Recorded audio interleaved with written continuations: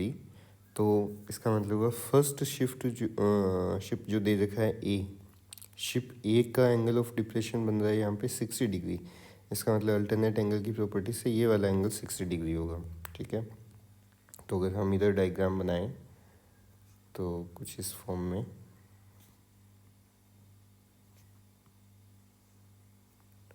ये वाला distance 20 given है, इस पॉइंट को ओ नाम दिया है, B, A and C.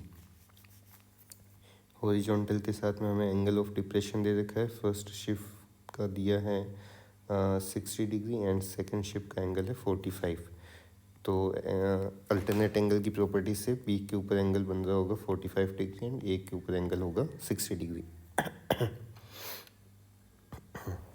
Next, if a person observes a ship whose angle of depression is 60 degree, it means कौन से शिप के लिए कह रहा है, शिप ए के लिए या फिर फर्स्ट जो भी शिप है, then how much distance is the ship away from him, यानी इस बिल्डिंग से कितना दूर है शिप ए, ये हमें बताना है। सो फर्स्ट पार्ट में ए सी का वैल्यू तुम्हें बताना है। तुम्हारे पास में ओ सी ऑलरेडी है तो 10 यूज करोगे। 10 60 equals to perpendicular upon base, perpendicular is 20, base is A C. 10 60 का वैल्यू होता है √3 is equals to 20 by A C. It means A C is equals to 20 upon √3 metre. ठीक है, इसको इतना ही रहने दो, मत सॉल्व करो आगे। सेकेंड पूछा, if a person observes another ship whose angle of depression 45 degree, then how much distance that ship is away from him. इसका मतलब इस बार बी से लेके सी तक का वैल्यू फाइंड करना है, similar part. So what will be value of B C. So again 10 45 है, तब तो पता है तुम्हें कि डायरेक्ट कैसे करना होता है। बी सी का वैल्यू 20 आएगा, 10 45 का वैल्यू होता है 1, so 20 upon B C, it means B C is equals to 20 metre. तो ए सी का वैल्यू आ गया, बी सी का वैल्यू आ गया। नेक्स्ट थर्ड पार्ट, थर्ड में बोला, if a person observes the ship whose angle of depression changes from 60 to 30। कौन सी ship को observe कर रहे हैं जिसका एंगल 60 से 30 में चेंज हो रहा है।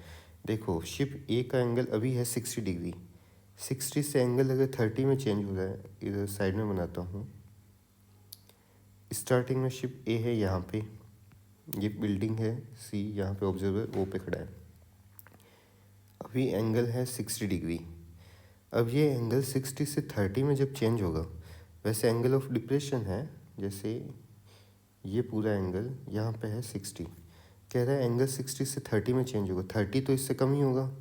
इसका मतलब एंगल ऑफ डिप्रेशन कुछ इस टाइप से, ये वाला पार्ट 30 बनेगा, तो ये लाइन आगे कहीं जाएगी, तो इसकी सेकंड पोजीशन ये ए डैश होगी, तो यहाँ पे एंगल कितना होगा 30 डिग्री का। तो वो कह रहा है 60 डिग्री से जब 30 डिग्री चेंज हुआ एंगल, इसका मतलब शिप जो है लेफ्ट साइड में मूव की away from the building.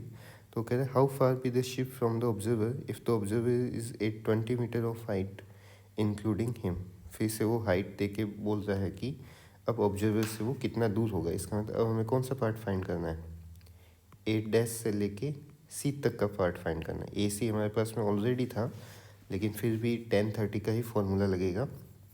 So triangle O C A dash 10 30 is equals to 20 divided by 8 dash C. तो डायग्राम बस बनाना, उसी के 2 मार्क्स, 1 मार्क आ जाता है। 10 30 का वैल्यू है 1/√3, 20 by 8 dash C, so 8 dash C will be 20√3 metre. ठीक है, नेक्स्ट और पार्ट में क्या बोला है, find the distance between the ships A and B when the angle of depression are 60 and 45। तो जब एंगल 60 और 45 थे तब दोनों शिप के बीच का डिस्टेंस, इसका मतलब बी से ए तक का वैल्यू पूछ रहा है, तो टोटल बी सी में से ए सी को माइनस कर दो।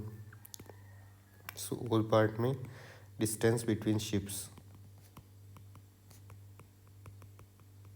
That is B A, it means B C minus A C. B C का वैल्यू कितना आया था 20 और ए सी का वैल्यू कितना था 20/√3। तो दोनों में से 20 को पहले कॉमन ले लो, तो 1 - 1/√3 बच जाएगा। एलसीएम ले लो तो √3 - 1/√3। इसको सॉल्व करना है तो सॉल्व करो, बाकी रहने दे सकते, इतना ही रखो, ज़रूरत नहीं है, कुछ ज़्यादा सिंप्लीफाई नहीं होने वाला। तो ये इनके बीच का डिस्टेंस आ गया। नेक्स्ट क्वेश्चन नंबर 36 लिखा है Anuj gets pocket money from his father every day. Out of the pocket money he saves ₹2.75 on first day. ठीक है, उसकी सेविंग किस फॉर्म में है? फर्स्ट डे को वो सेव कर रहा है ₹2.75। सेकेंड डे को उसने सेव किया, लिखा है rate 3 on the second day ₹3 A3। Third day को उसने सेव किया ₹3.25 on third day and so on. तो ये एक AP बन रहा है, क्योंकि A2 माइनस A1 अगर करोगे तो 3 माइनस 2.75 ये मिलेगा तुम्हें ₹0.25। A3 माइनस A2 करोगे 3.25 माइनस 3 तो ये भी आएगा ₹0.25, क्योंकि डिफरेंस जो है इक्वल आ रहा है, इसका मतलब कॉमन डिफरेंस हो गया। So common difference D will be equals to 0.25। ठीक है, तो इसका मतलब ये AP है। On the above information answer the following question. What is the amount saved by Anuj on the 11th डे। 11th डे को कितना सेव करेगा, इसका मतलब क्या फाइंड करना है? A11 का वैल्यू फाइंड करना है। सो A + 10D वैल्यूज पुट कर दो। A का मतलब first term 2.75 plus 10 multiplied by common difference 0.25, that is 2.75 plus 2.5 हो जाएगा, प्लस कर दोगे तो 5.25 रुपीज़। ठीक है, ये उसका 11th डे का सेविंग है। नेक्स्ट है second, what is the amount saved by Anuj on the 30th day. इसका मतलब A30 का वैल्यू फाइंड करना है, ये भी ईजी है। A + 29 times of D, so 2.75 plus 29 times D का वैल्यू 0.25। तो अभी तुम्हें आना चाहिए 25 का टेबल। 25 9 जा 225, 7.25 ऐड करोगे तो 7 2 9 10 हो जाएगा, ₹10। ठीक है, बहुत कम सेविंग है बच्चे की। नेक्स्ट इसका और पार्ट कुछ दे रखा है। What is the total amount saved by him in the month of June. अच्छा, तो जून मंथ में कितने दिन होते हैं वो पता लगाओ। जून में 30 डेज होते हैं ना, तो इन जून टोटल डेज 30 और उसका हमें ये मान के चलना है कि वो मतलब उसी मंथ में स्टार्ट कर रहा है। What is the total amount saved by him in the month of June. इसने ऐसा तो लिखा नहीं है कि कौन से मंथ में स्टार्ट किया है, पर फर्स्ट डे इसका मतलब हम उस मंथ का ही सपोज करें कि फर्स्ट डे को उसने इतना सेव किया, मतलब 1 जून को ₹2.75, नेक्स्ट डे वो 0.25 इंक्रीज करता जा रहा है अपनी सेविंग में। तो जून मंथ में टोटल 30 डेज हैं, पूरे जून मंथ का टोटल अमाउंट पूछा है, सेव्ड अमाउंट। इसका मतलब हमें क्या फाइंड करना होगा, यहाँ पे S30 का वैल्यू फाइंड करना होगा। ठीक है, so S30 is equals to 30/2 twice of A का वैल्यू कितना है फर्स्ट टर्म 2.75 प्लस 30 - 1 29, D का वैल्यू दे रखा है 0.25। 30 को 2 से डिवाइड कर दो, ये 15 आ जाएगा। 2 × 2.75 5.5 प्लस में 29 × 0.25, ये तो अभी हम किए थे 7.25, प्लस कर दो 7 5 12 12.75 मल्टीप्लाई करोगे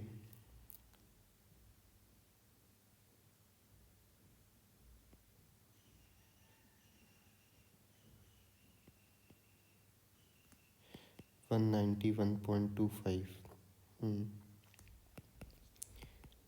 12.75 into 15, 15 5 just 75, 112, 11, 15 2 just 30, 11, 41, 15 just 15 and 419, 191.25। तो ये उसका पूरा जून मंथ का सेविंग आ गया। ठीक है, नेक्स्ट लिखा है what is the amount saved by Anuj in 4 days. 4 days में कितना सेव करेगा, इसका मतलब क्या निकालना है, S4 का वैल्यू निकालना है। तो 4 डेज में ऑन फर्स्ट डे हाँ वही S4 का वैल्यू तो 4/2 ट्वाइस ऑफ A का वैल्यू हो जाएगा 2.75 प्लस n-1 तो 4 - 3 इंटू में D का वैल्यू है 0.25। इसको सिंप्लीफाई कर लो 4/2 2 इंटू 2.75 5.5 प्लस 3 इंटू 0.25 0.75 प्लस करोगे तो ये मिलेगा तुम्हें 6.25 और इसका डबल हो जाएगा 12.50 रुपीज़। ठीक है, इसमें भी रुपीज़ लगा सकते। तो ये कंप्लीट हो गया। ठीक है, नेक्स्ट क्वेश्चन, क्वेश्चन नंबर 13। ये इतना पार्ट तो ठीक है ऐसे ही दे रखा है, इसको पढ़ने की ज़रूरत नहीं है। क्वेश्चन नंबर 37, ये शायद अभी बेसिक वाले पेपर में आया था प्री बोर्ड में। Answer the questions that follow. लिखा है what is the length of the line segment joining points B and F. तो पॉइंट बी और एफ के कोऑर्डिनेट्स फाइंड कर लो। पॉइंट बी देखो यहाँ पे है और एफ पॉइंट है इस पोजीशन पे। तो पहले बी और एफ के कोऑर्डिनेट्स लिख लो। कोऑर्डिनेट सिस्टम दिख रहा है तुम्हें यहाँ पे, ये ओरिजिन, और यहाँ पे ये वाला पार्ट है वाई एक्सिस और इधर में है एक्स एक्सिस। तो इसके बेसिस पे पॉइंट बी के कोऑर्डिनेट्स देखो 1,2। पॉइंट एफ के कोऑर्डिनेट्स देखो इधर में -2 और ऊपर में वाई एक्सिस के साथ में है 9। सो -2,9 पॉइंट एफ के कोऑर्डिनेट्स हो गए। बी और एफ के बीच का डिस्टेंस बी एफ फाइंड कर लो। x2 - x1 -2 -1 whole square plus 9 - 2 whole square, तो ये बन जाएगा -3 whole square plus 7 whole square. So 3 square हो गया 9, 7 स्क्वायर 49, 9 + 49 कितना बन जाएगा √58। ठीक है, next what are the coordinates of the point on y axis which is equidistant from point A and G। तो इसके लिए पहले हमें पॉइंट ए और जी हमारे पास में होना चाहिए। तो पॉइंट ए देखो कहाँ पे, ये रहा।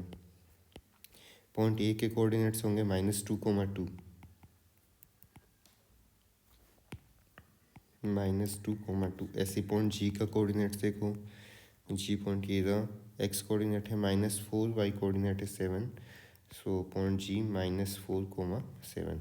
कभी भी पॉइंट लिखते टाइम इस टाइप से मत लगाना इक्वल का साइन, ये लिखने का तरीका सही नहीं होता। पॉइंट जी लिख के उसके बाद डायरेक्ट उसके कोऑर्डिनेट्स लिखते हैं। G is -4,7। अब हमें बोला है कि what are the coordinates of the point on Y axis. So let point on Y axis, Y axis का पॉइंट किस फॉर्म में सपोज करते, कौन सा कोऑर्डिनेट 0 होता है, X coordinate. So let point on Y axis is 0, x, 0, y। X coordinate 0 होगा। तो हमें ये पॉइंट फाइंड करना है। तो पहले हम x का सेक्शन फॉर्मूला यूज करेंगे। x = mx2 + nx1 upon m + n। x का वैल्यू क्योंकि 0 है, m × x2, x2 is -4 plus n times x1 is -2।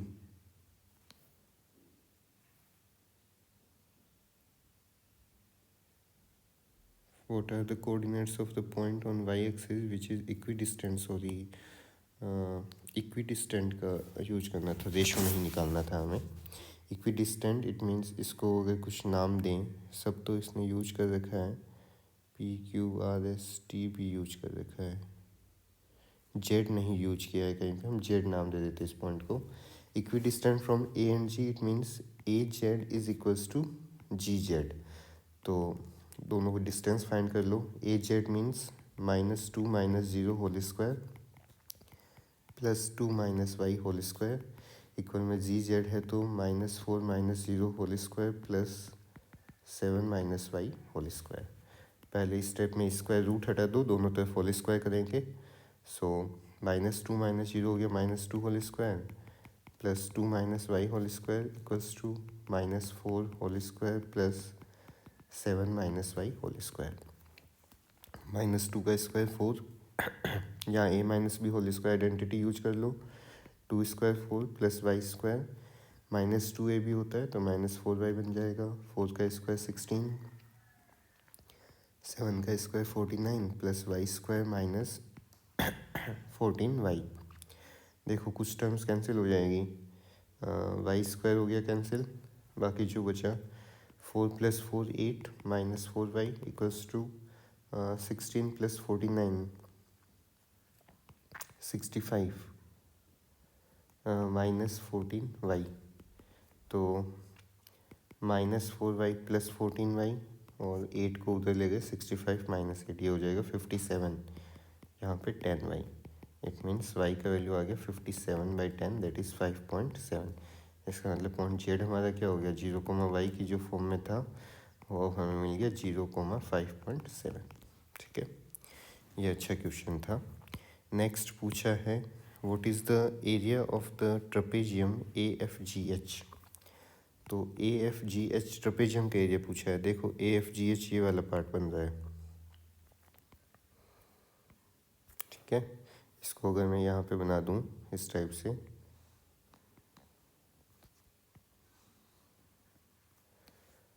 यहाँ पे point H, G, F and A। तो यहाँ से अगर एक पैरेलल लाइन बना दें एक्स एक्सिस के, तो ये कुछ इस फॉर्म में, ये दोनों ट्रायंगल्स बन गए और बीच वाला क्या रह गया, रेक्टेंगल। ठीक है, अब इस ट्रायंगल में देखो, जैसे यहाँ पे भी अगर मैं ड्रॉ कर दूँ इस टाइप से, इन ट्रायंगल का ये वाला बेस होगा, इस बेस का डिस्टेंस कितना होगा, देखो वाई एक्सिस पे देखो तो पता चलेगा। 4 और 2 के बीच का डिस्टेंस कितना होता है, 2 यूनिट्स, तो ये डिस्टेंस हो गया 2। ऐसे यहाँ पे देखो, ये डिस्टेंस फाइंड करना है बेस के लिए, तो 9 और 7 के बीच का डिस्टेंस, ये भी 2 यूनिट्स, तो ये भी 2। हाइट देखनी इन दोनों ट्रायंगल की, इसका मतलब ये पार्ट कैलकुलेट करना है। तो इसको अगर एक्स एक्सिस पे देखें तो ये वाला पार्ट, तो -4 से लेके -2 का डिस्टेंस कितना होगा, 2 यूनिट से होगा डिस्टेंस का, हमेशा पॉजिटिव लेना है। तो देखो ये हाइट 2 बेस 2, हाइट 2 और बेस 2। इसके बाद बचा है रेक्टेंगल, रेक्टेंगल की भी विड्थ तो 2 ही होगी, लेंथ फाइंड करनी है रेक्टेंगल के लिए, तो ये वाला पार्ट, तो 7 से लेके 4 तक का पार्ट कितना होगा, 3 यूनिट डिस्टेंस, तो इसकी लेंथ हो गई 3 यूनिट। तो टोटल एरिया फाइंड कर लो, area of trapezium AFGH equals to, देखो एक तो ये फर्स्ट पार्ट ट्रायंगल है, second part rectangle, third part फिर से ट्रायंगल। फर्स्ट पार्ट का एरिया कैसे आएगा, half into base into height, base 2 height 2। Second part है रेक्टेंगल, रेक्टेंगल होता है लेंथ इंटू ब्रेथ, तो 3 × 2। थर्ड पार्ट में फिर से राइट एंगल ट्रायंगल, तो half into base into height. 2 से 2 कैंसिल, केवल 2 बचा, 3 2 जा हो गया 6, इसमें भी 2 से 2 कैंसिल, ये भी 2 बचा, 2 + 6 8, 8 + 2 10। इसको लिखोगे कैसे, 10 स्क्वायर यूनिट लिखना चाहिए हमेशा जब भी हम एरिया फाइंड कर रहे हैं, और जब डिस्टेंस कैलकुलेट करते हैं तब हमेशा लिखना चाहिए, यूनिट लिखना चाहिए पीछे। ठीक है, 7 यूनिट्स इस टाइप से। थर्ड पार्ट में बोला है the centre Z of the figure will be the point of intersection of diagonals of quadrilateral WXOP। कह रहा है इस डायग्राम का जो सेंटर होगा, ठीक है, वो सेंटर कैसे मिलेगा हमें, जो क्वाड्रिलेटरल है WXOP। तो देखो W ये रहा पॉइंट, X पॉइंट यहाँ पे, O पॉइंट यहाँ पे, P पॉइंट यहाँ पे। तो ये जो क्वाड्रिलेटरल बन रहा है, इस पॉइंट के जो, इस क्वाड्रिलेटरल के जो डायगोनल्स होंगे, डायगोनल्स कौन सा होगा, एक डायगोनल होगा WO और दूसरा डायगोनल कौन सा होगा, XP। तो इन डायगोनल्स का जो पॉइंट ऑफ इंटरसेक्शन होगा वो इस पूरे डायग्राम का सेंटर है, तो हमें उसके कोऑर्डिनेट फाइंड करने हैं। क्योंकि WXOP जो है एक पैरेललोग्राम है, और पैरेललोग्राम के डायगोनल्स एक दूसरे को क्या करते हैं, बाइसेक्ट करते हैं। तो यहाँ पे जो पॉइंट O होगा, इसको अगर जेड नाम दे दें फिर से नया, तो पॉइंट जेड क्या होगा, डायगोनल्स का मिड पॉइंट होगा, क्योंकि मिड उस पर बाइसेक्ट हो रहे। इसका मतलब कोई भी एक डायगोनल कंसिडर कर सकते, जैसे W2O को ज्वाइन कर दो और इसका जो मिड पॉइंट है वो हम फाइंड कर लेंगे। तो थर्ड पार्ट में पॉइंट W और O लिख लो पहले, उनके कोऑर्डिनेट्स, और उनके बीच का पॉइंट मिड पॉइंट हो जाएगा, वो हमें point of intersection of diagonals या फिर पॉइंट ऑफ सेंटर मिल जाएगा। ठीक है, अब W के कोऑर्डिनेट्स दिखने हैं, तो इधर -6 है और राइट साइड में देखोगे तो 2, तो -6, 2। इसके बाद पॉइंट O के कोऑर्डिनेट्स देखो, नीचे x कोऑर्डिनेट मिलेगा तुम्हें 5 और साइड में y कोऑर्डिनेट मिल जाएगा 9। तो मिड पॉइंट कैलकुलेट कर लो। x means x1 plus x2/2, तो -6 plus 5/2 -1/2। y coordinate 2 plus 9/2 that is 11/2।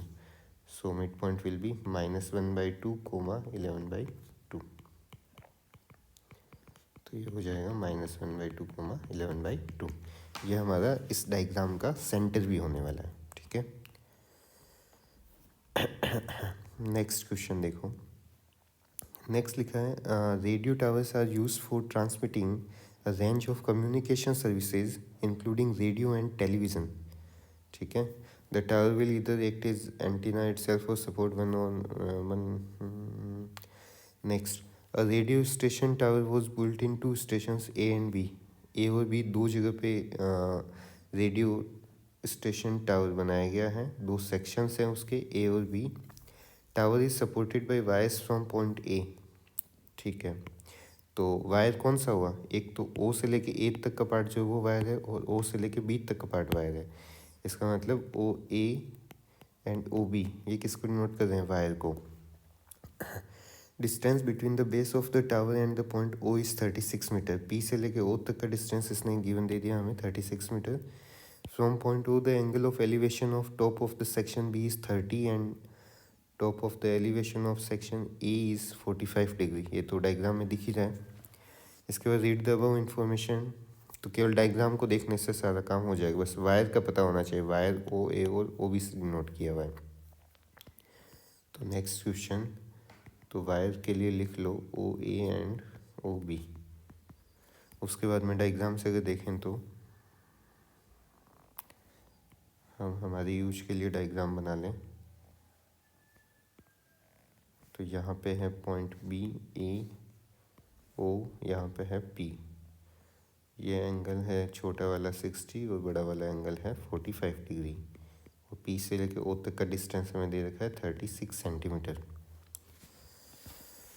Centimetre इतना पास में वायर कैसे लगाएगा, मीटर होना चाहिए वैसे।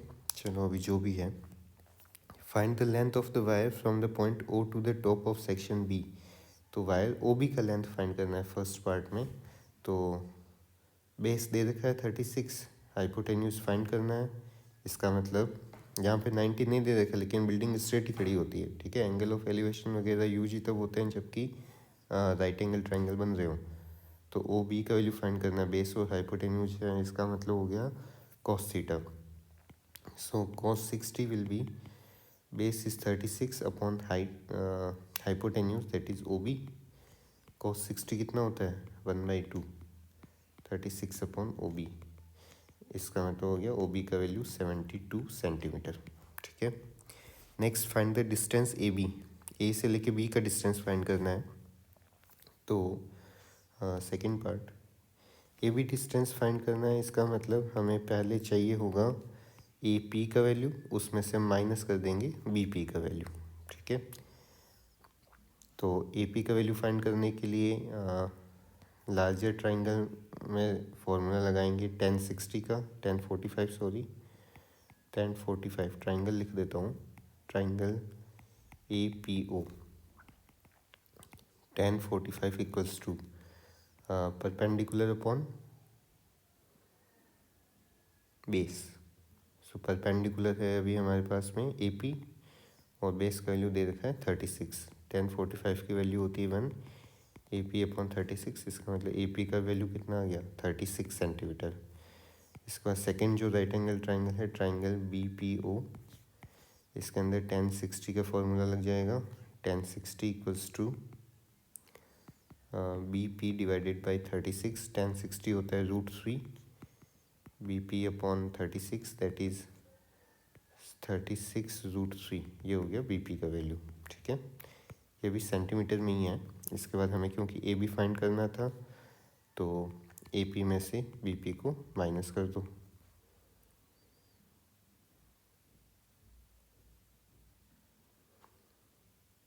सिक्सटी नहीं है सॉरी, एंगल 30 डिग्री दे रखा है,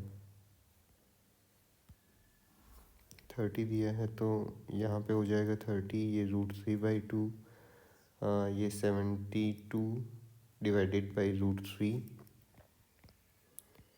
इसके बाद में यहाँ पे भी 1030 का वैल्यू होगा 1/√3. It means this will be 36/√3. So 36 minus 36/√3. तो 36 कॉमन आ गया. 1 माइनस 1/√3. सिंप्लीफाई करोगे 36 इंटू √3 माइनस 1/√3 सेंटीमीटर. ठीक है, तो ये आ गया डिस्टेंस ए बी का वैल्यू. नेक्स्ट लिखा है find the area of the triangle O P B. O P B triangle का एरिया अगर कैलकुलेट करना है तुम्हें तो बेस और हाइट होना चाहिए. Triangle O P B, area of triangle O P B, half into base into height. Base कौन सा होगा, ओ पी हो जाएगा. इंटू में हाइट कौन सी होगी, बी पी. तो बेस का वैल्यू 36 गिवन था ऑलरेडी और बी पी का वैल्यू आया था हमारा 36/√3. तो 36 इंटू 36 या फिर 18 से काट दो पहले. 18 6 जा 648/√3. ठीक है, 648 को लिख सकते हैं 216 इंटू 3/√3. 3 को √3 अगर कैंसिल करेगा तो 216√3 सेंटीमीटर आ जाएगा. ठीक है, next find the height of the section A from the base of the tower. A का बेस से हाइट मतलब ए पी का वैल्यू फाइंड करना है. तो ए पी तो हम ऑलरेडी कैलकुलेट कर ही चुके हैं. सो ए पी इक्वल्स टू उसका वैल्यू डायरेक्ट रख दो 36 सेंटीमीटर. ठीक है,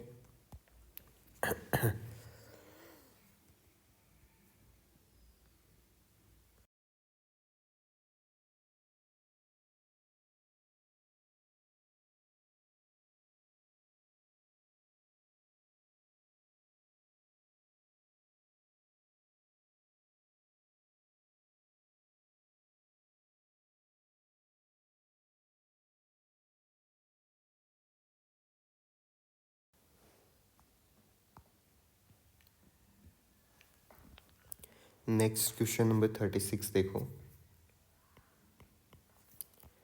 India is competitive manufacturing location due to the low cost of manpower, strong technical engineering capabilities contributing to higher quality production.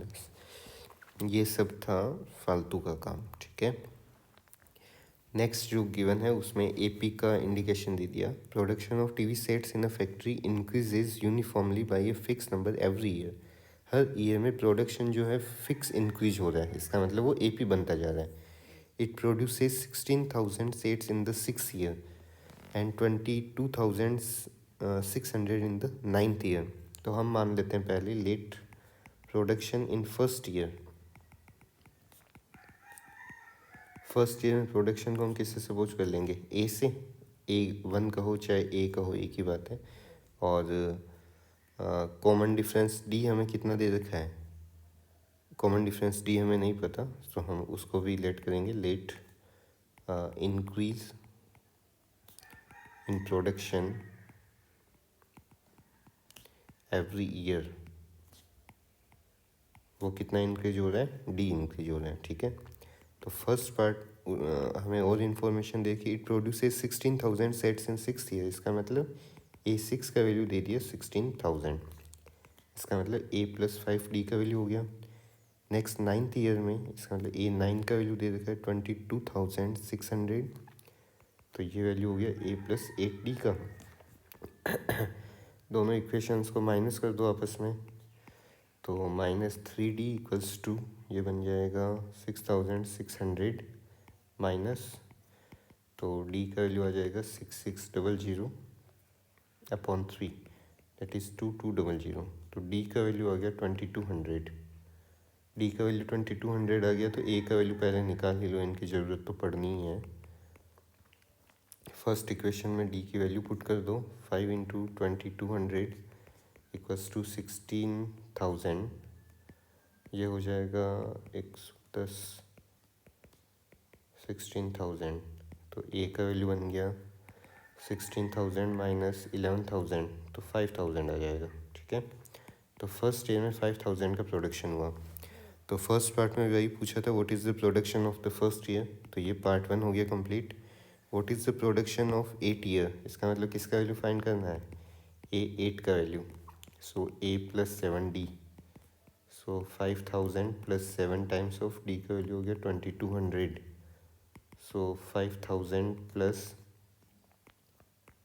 15400, तो ये बन गया 20400। ठीक है। थर्ड पार्ट में पूछा है what is the production during first 3 years.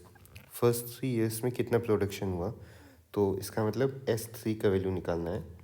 So 3/2 twice of ए का वैल्यू था 5000 प्लस 3 - 1 सो 2 इंटू डी का वैल्यू दे रखा है 2200, दे नहीं रखा था, हमने कैलकुलेट किया है। सो थोड़ा सा सिंप्लीफिकेशन ऐसे भी कर सकते हो, ब्रैकेट में से 2 को अगर कॉमन ले लो तो अंदर में बच जाएगा 5000 प्लस 2200, तो ये 2 से ये 2 यहीं कैंसिल हो गया। 5000 प्लस 2200 हो जाएगा 7200, मल्टीप्लाई करोगे तो 14400। ठीक है, 3 ईयर्स का प्रोडक्शन आ गया। In which year the production is 29200, तो ए एन का वैल्यू दे दिया हमें और एन की वैल्यू फाइंड करनी है। So A N is A plus N minus 1 into D. So 5000 plus N minus 1 into 2200, 29200। 5000 उधर पहले माइनस कर दो, तो 29200 माइनस 5000, तो ये कितना बचेगा 24200। ठीक है, N minus 1 2200।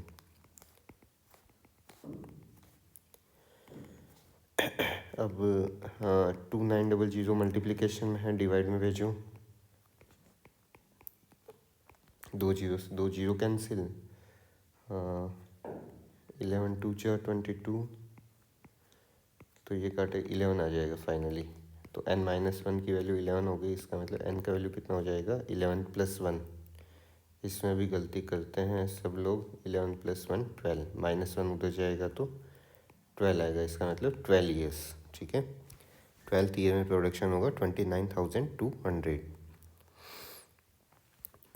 Next question number 37 देखो। Raj is an electrician in a village. One day power was not there in the entire village and villagers called Raj to repair the fault. After thorough inspection, he found an electric fault in one of the electric pole of height 5 meter. 5 metre का तो पोल है, तो ये हो गई पोल की length total. ठीक है, he has to repair it. He needs to reach a point 1.3 metre below the top. उसको जो पहुंचना है पॉइंट बी पे पहुंचना है उसको, और ये डिस्टेंस कितना है 1.3, तो बाकी बी से लेके डी तक का डिस्टेंस कितना बन गया, 5 में से 1.3 गया 3.7।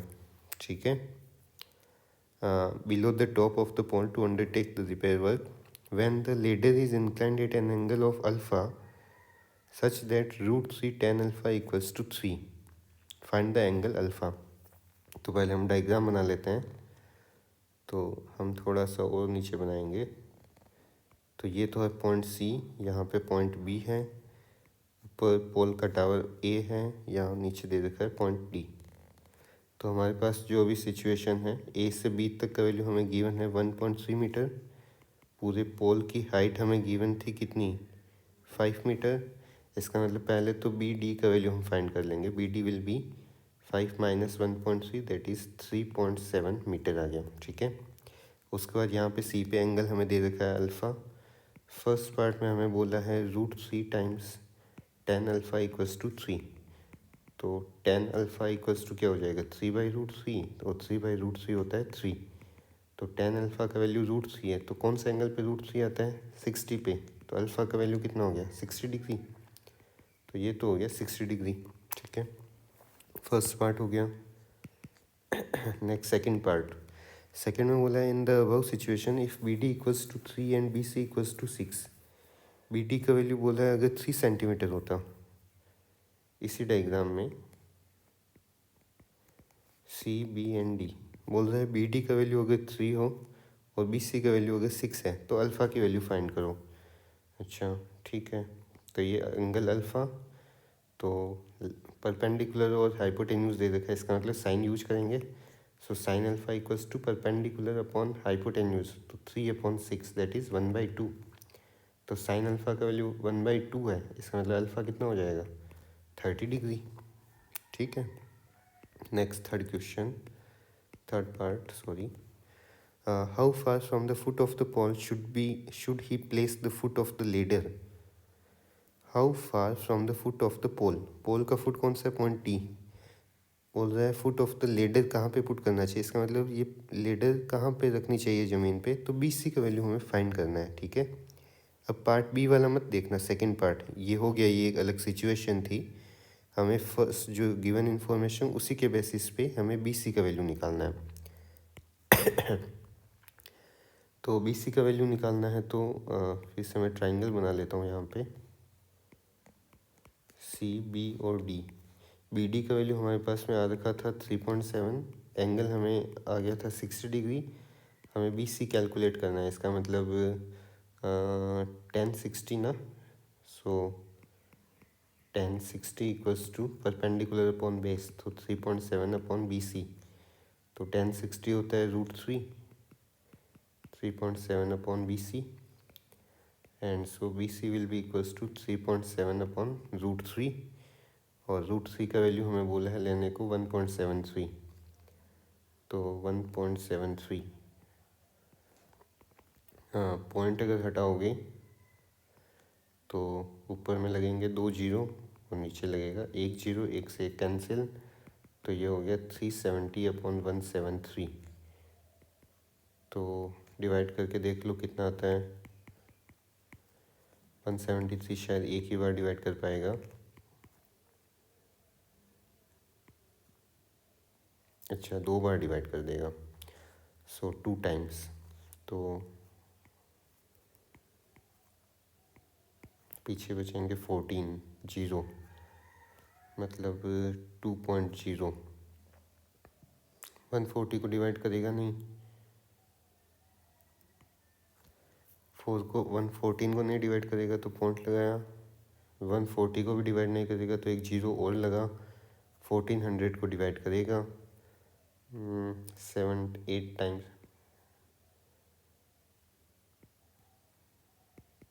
8 टाइम्स डिवाइड कर देगा तो 2.08, तो ये डिस्टेंस आ जाएगा BC का वैल्यू। ठीक है, 2.08 metre. Next given, if given और पार्ट में लिखा है 15 into cot alpha is equals to 8, then find the sine alpha. अच्छा, कोट अल्फ़ा गिवन है तो कोट अल्फ़ा का पहले वैल्यू निकाल लो, 8/15। अच्छा, कोट अल्फ़ा अगर 8/15 है तो हमारे पास में एक फॉर्मूला होता है, चाहे तो कोट अल्फ़ा के लिए डायग्राम बना लो। कोट अल्फ़ा अगर 8/15 है तो टेन अल्फ़ा कितना बनेगा 15/8।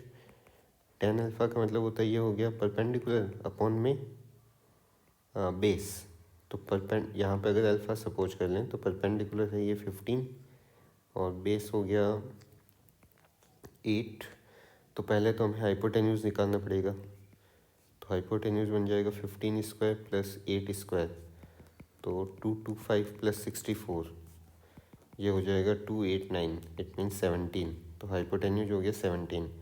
अब साइन अल्फ़ा का वैल्यू निकालना है तो साइन अल्फ़ा होता है perpendicular upon hypotenuse, that is 15/17। ठीक है, बाकी के क्वेश्चन किसी और वीडियो लेक्चर में देखेंगे।